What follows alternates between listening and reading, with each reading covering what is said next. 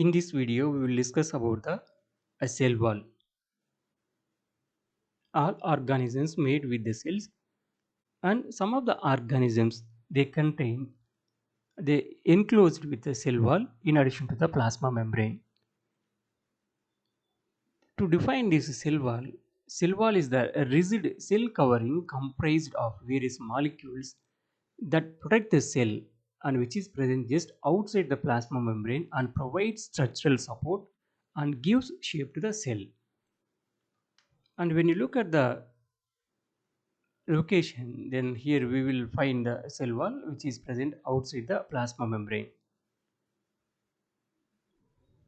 Cell wall is present in many of the organisms, but the composition will be different from organism to organism.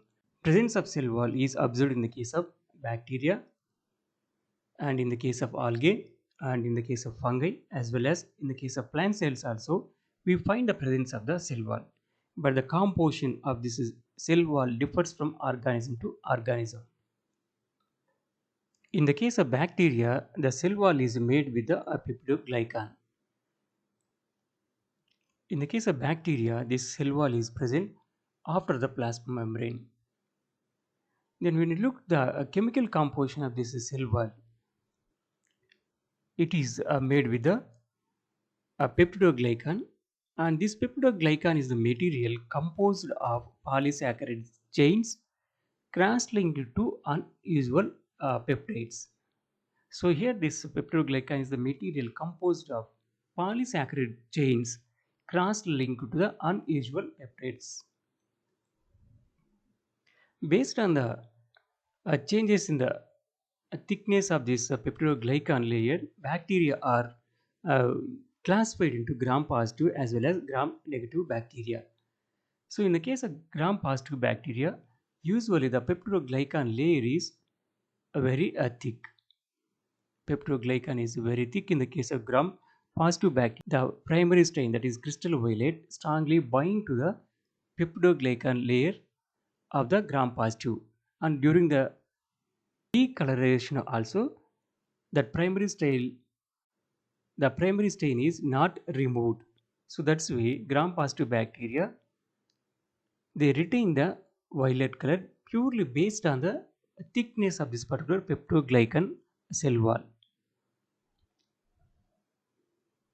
But in the case of gram-negative bacteria, usually the peptidoglycan layer is very thin.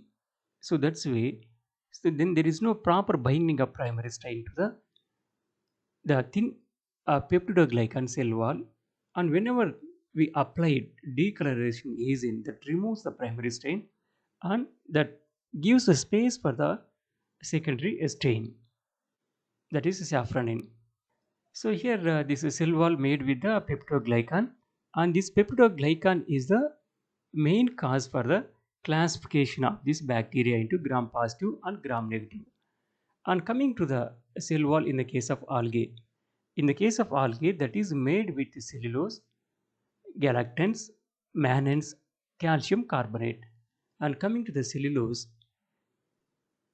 cellulose is the a polysaccharide that comprises the plants and algal cell wall and which provides structural support to the cell.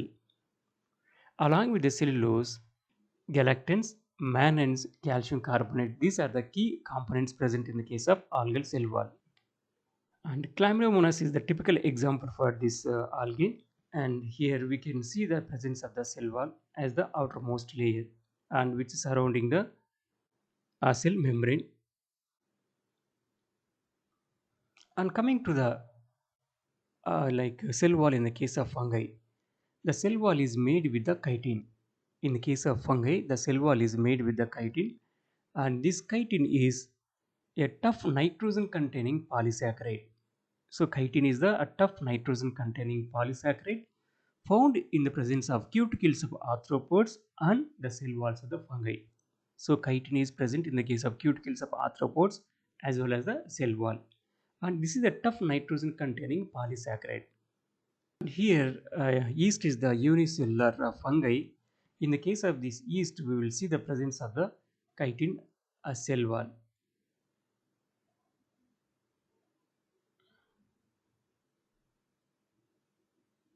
Coming to the cell wall present in the case of plants.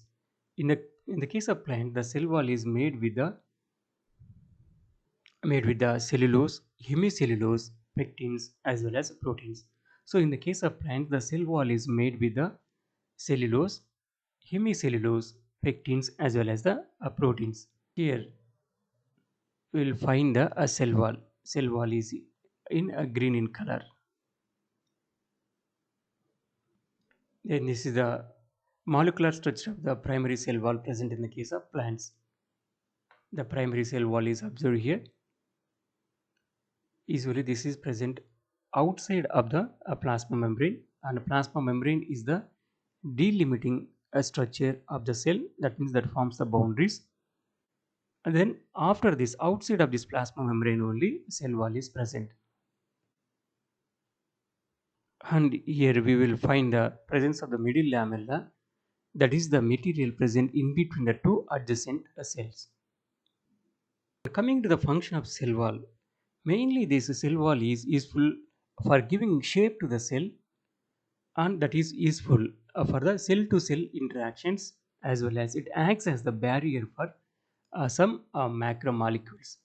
In addition to this, usually this cell wall involved in the protection of the cell also from mechanical damage as well as infections from the pathogens also.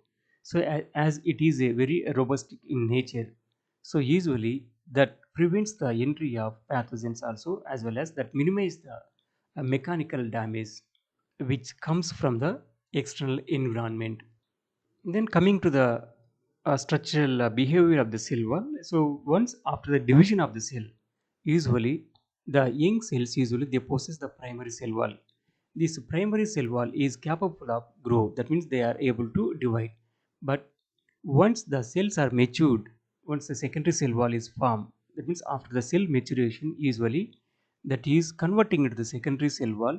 This secondary cell wall usually they lose the capacity to grow, and usually the secondary cell wall is present towards the inner side, that means towards the plasma membrane side, that means towards the cell membrane side in the case of plants. Here we find that the plasma membrane and the primary cell wall, and the secondary cell wall is present towards the plasma membrane side. So during the young stage, usually the primary cell wall that is capable of divide. But once that is matured, that means once the secondary cell wall is produced, then usually the complete cell wall they lose the capacity to grow. In the case of plant cells, the neighboring cells they join together. That means they fix together by a or cemented by a substance called as the middle lamella. This middle lamella is defined as which is a layer which cements the primary cell walls of the two adjoining plant cells together.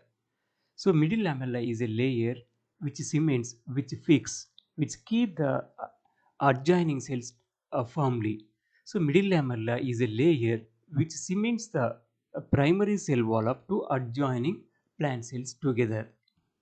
And this middle lamella is made by calcium pectate. Here we observe the middle lamella. These are the plant cells. Then these plant cells, these adjoining plant cells, they are cemented by the middle lamella. Middle lamella is represented in the yellow color. Then the cell wall along with the middle lamella cut across by the plasma desmata. So this plasma desmata that cut across the cell wall as well as the middle lamella. So let us see what is this plasma. Yeah, plasma is the singular and the plural is the plasma, and this is the channel that passes between the adjacent plants cells cell walls and connects their cytoplasm and allows the transporting of materials between the cells.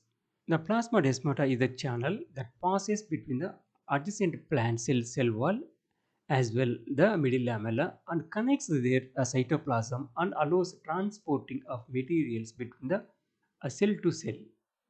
So that acts as a channel, that acts as a connecting link between the two cells and that enables the cell to exchange their material. Plasmodesmata connects the cytoplasm of the neighboring cells. Yeah, this is about the cell wall and the composition of the cell wall in the case of different organisms and its role and the importance of the plasmodesmata as well as the middle lamella.